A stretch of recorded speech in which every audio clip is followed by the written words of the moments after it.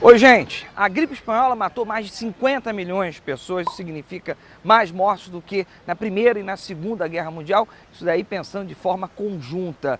É claro que a Europa, onde eu estou gravando agora, foi muito impactada, mas o Brasil também foi.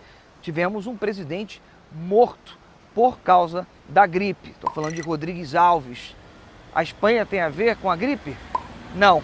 Eu vou te contar a partir de agora tudo sobre a gripe espanhola e como que impactou o nosso país.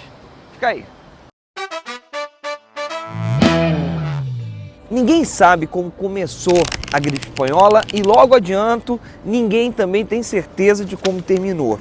O fato é que no finalzinho da Primeira Guerra Mundial, em 1918, o vírus começou a ganhar corpo.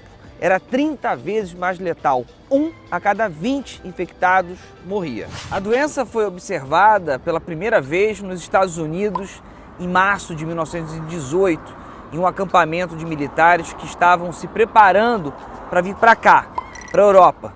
Em 2 semanas, mais de 1000 soldados foram para o hospital.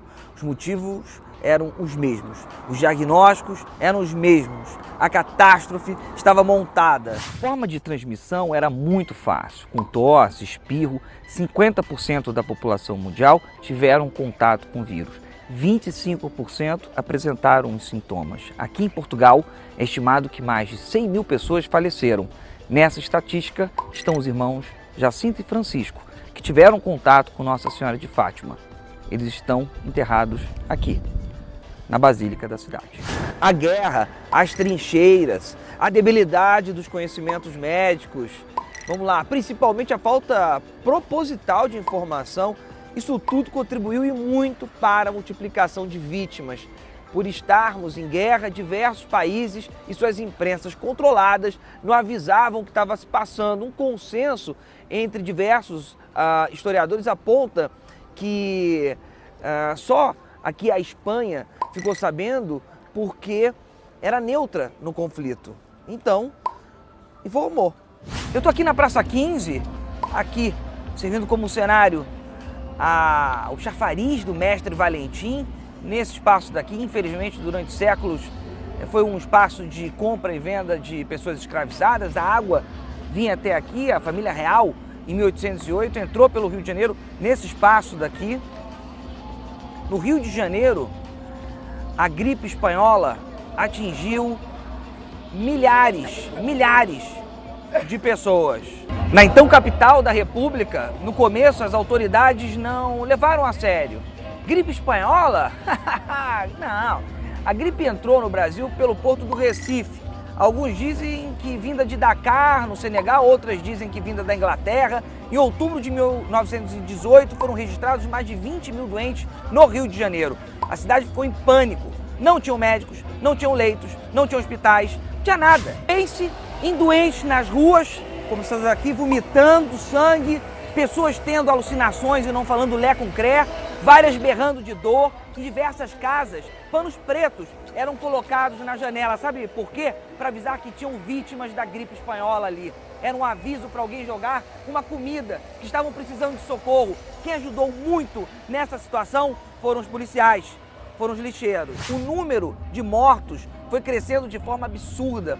No começo ainda dava para controlar os enterros. Depois foi faltando até madeira para fazer caixão. E os corpos? No auge da crise, a turma foi colocando cadáveres no meio da rua. Passava o caminhão do lixo e levava embora. Às vezes a pessoa nem tinha morrido, mas era carregada. Ai, meu Deus do céu, o horror, cara. Você deve estar se perguntando, e os coveiros? Não tinha número suficiente, não. A solução foi pegar presos, abriram a cadeia, muitas pessoas foram enterradas em cova rasa, sem identificação.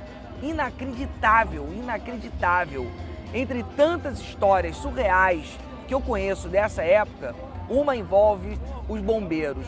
A canja de galinha ajudava na recuperação da gripe e os bombeiros ficaram responsáveis por vender galinhas. Só eles podiam vender. Não é que fizeram um mercado paralelo de galinhas? Rapaz, teve briga na cidade por causa de galinhas, quebra-pau.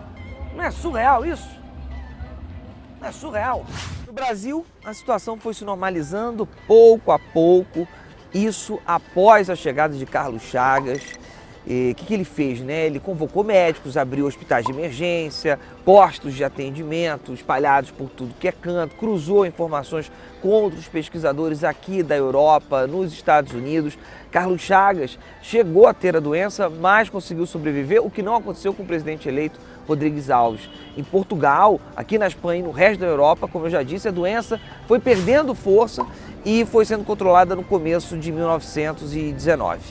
Estima-se que cerca de 35 mil brasileiros morreram.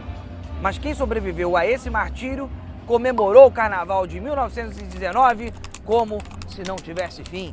Os detalhes pitorescos desse Carnaval eu vou contar em outro vídeo. Beijo pra você. Até a próxima. Tchau, tchau.